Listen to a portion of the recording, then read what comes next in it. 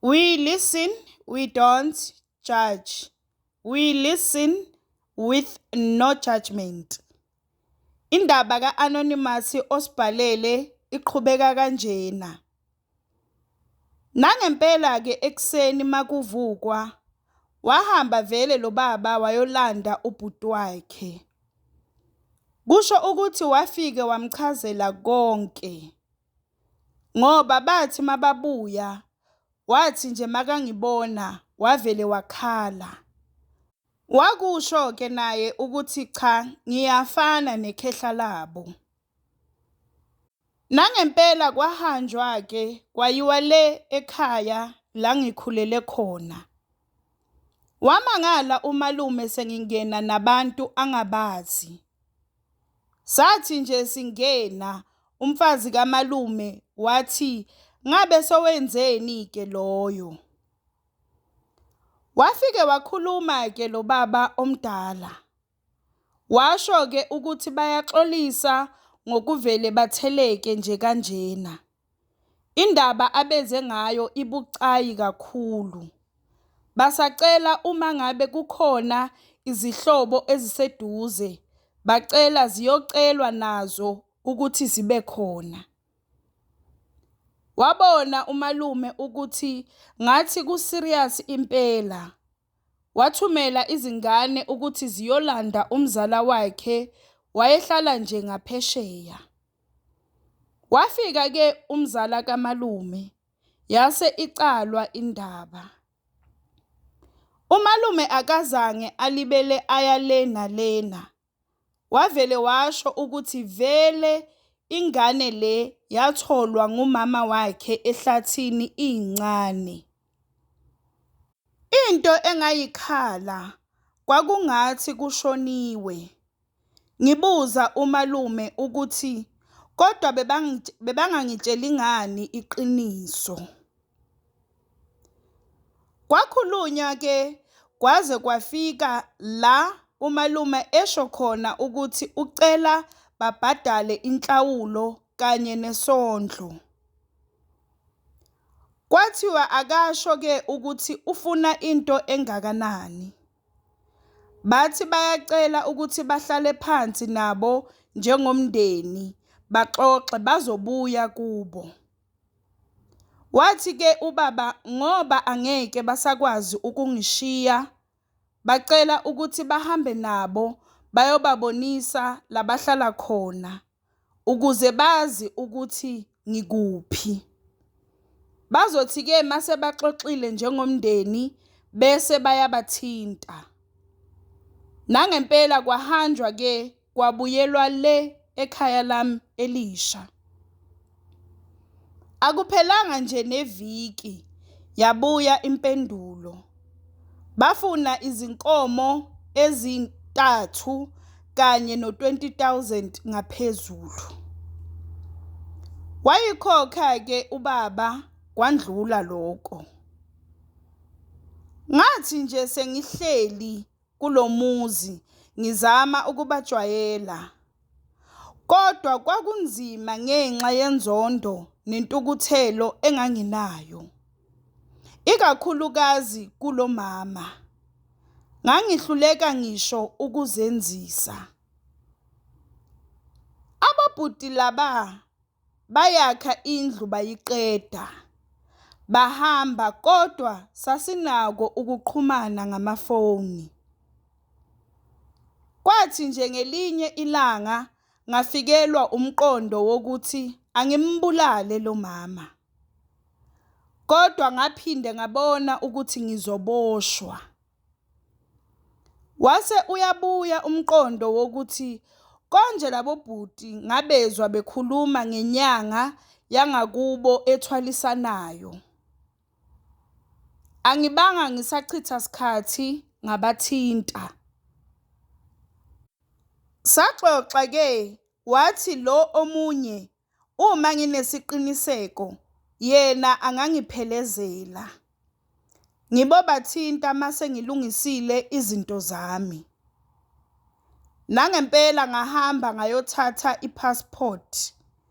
Angithi vele nemali ngiyanikwa la ekhaya vele ikhona. Lwafika ke ilanga sahamba nalobhuti safika qathatha kule nyanga. Ngafike ngasho vele ukuthi ngizothwala ngomama wami ongizalayo. Yabuza le nyanga ukuthi ngifuna angisebenzele kanjani lo mama. Ngasho ke ukuthi ngifuna abe umkhovu wami. Ayenze yonke into engifuna ayenze. Yathi inyanga angikhululeke uzokwenza njalo. Yahlanganisa ke izinto zayo. Ngafika vele sengisiphethe nesithombe sakhe lo mama ngoba lo bhuti wangitshela vele ukuthi ngibosiphatha ngoba kungenzeka basifune. Yathi mayiqeda ukuhlanganisa lenyanga yathi asihambe esigangeni. Yafike yangigcaba umzimba wonke yaqede yangigcobisa ngomuthi. Yase ikhipha izinaliti yathi angizihlabe kulesithombe ngikhulume konke engikufunayo. Ngakwenza lokho. Konke lesa sikwenza lapha cishe kwathatha nje iviki. Saqede sabuyela emuva. Ngathi nje ngifika lapha kulela khaya ngathola lo mama ekhala ngezibhobo. Akuphelanga 2 days washona.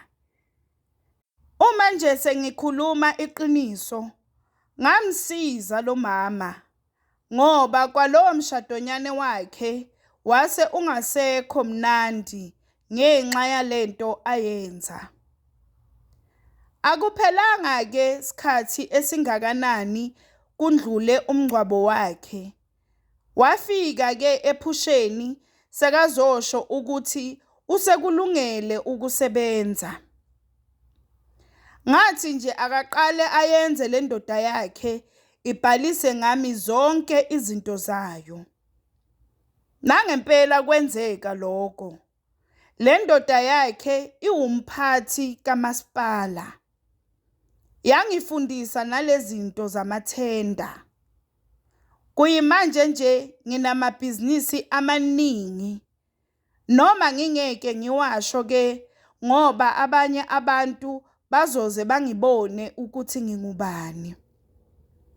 Izingane zakhe lezincane ziyakhula zona kanti futhi siyazwana kakhulu. Noma ngabe izinto zalo baba zibhaliswe ngami. Kodwa uma kungenzeka nje ashone lo baba, ngizobanika zonke ngoba senginezinto zami. Kanti futhi naye lo baba ngike ngifikelwe nje nawumqondo wokumenza lento engayenza umfazi wakhe. Ngoba naye ngibuye ngibe nenzondo kuye. La ngakhulela khona ngabakhela nje umuzi. Nakhona bengenzela logogo wabantu owangicosha ehlathini. Ngoba kube kwakungasiwuye, mhlambe ngabe ngafa. Kanti futhi ngibuye ngibe nokuthi mhlambe kube akafanga ngabe impilo yami yaba ngcono. Kwesinye isikhathi nginako ukuzisola ngalento engayenza kulo mama. Ikakhulukazi mangibuka lezi ngane zakhe. Kodwa ngibuye ngithi icala lami ngiyolithetha ezulwini. Ngahlukumezeka for 20 years yonke ngenxa yalo mama. Ngiyabonga ithuba, ngicela ukungajajwa please. We listen, we don't judge. We listen with no judgment. Sacela ubhale kuma-comment usitshele ukuthi ucabangani ngendaba ka-Anonymous osibhalele namhlanje. Sacela ungakhohlwa ukulike, nokushare, nokusubscribe.